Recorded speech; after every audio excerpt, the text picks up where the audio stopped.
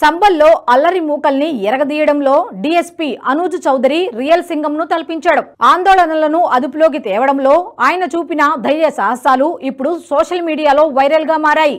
మొదట అబ్దుల్ అనే వ్యక్తిని ఆందోళనలు వద్దంటూ రిక్వెస్ట్ చేశారు అనూజ్. అయితే డీఎస్పీ మాట వినని అబ్దుల్ పోలీసులపైనే రాళ్లు విసిరాడు.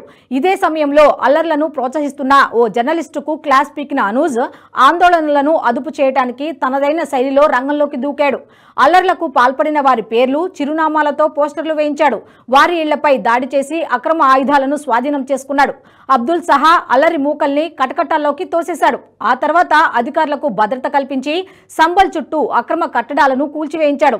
ఈ క్రమంలోనే సంబల్లో 250 ఏళ్ల నాటి ఆలయం బయటపడింది. ఆ తర్వాత మసీదు లౌడ్ స్పీకర్లోనే ఆందోళనకారులకు హెచ్చరికలు జారీ చేశాడు. వినకపోవడంతో ఇళ్లకు కరెంట్ కట్ చేయించాడు. హెచ్చరికల్ని పట్టించుకొని ఓ ఇమాంకు 2 లక్షల జరిమానా విధించి అరెస్టు చేశాడు. ఆ తర్వాత విద్యుత్ శాఖతో కలిసి రైడ్లు నిర్వహించాడు. మసీదులు, మదర్సాల్లో విద్యుత్ చౌర్యానికి పాల్పడుతున్న కరెంటు దొంగల్ని అదుపులోకి తీసుకున్నాడు. ఆ తర్వాత ఆలయాన్ని కూడా శుభ్రం చేయించి పూజలు కూడా జరిపించాడు అనూజ్.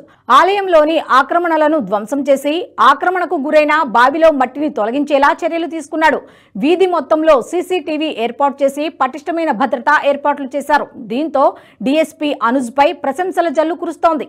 రియల్ సింగాన్ని చూస్తున్నట్టుందని ప్రజలు కామెంట్లు చేస్తున్నారు.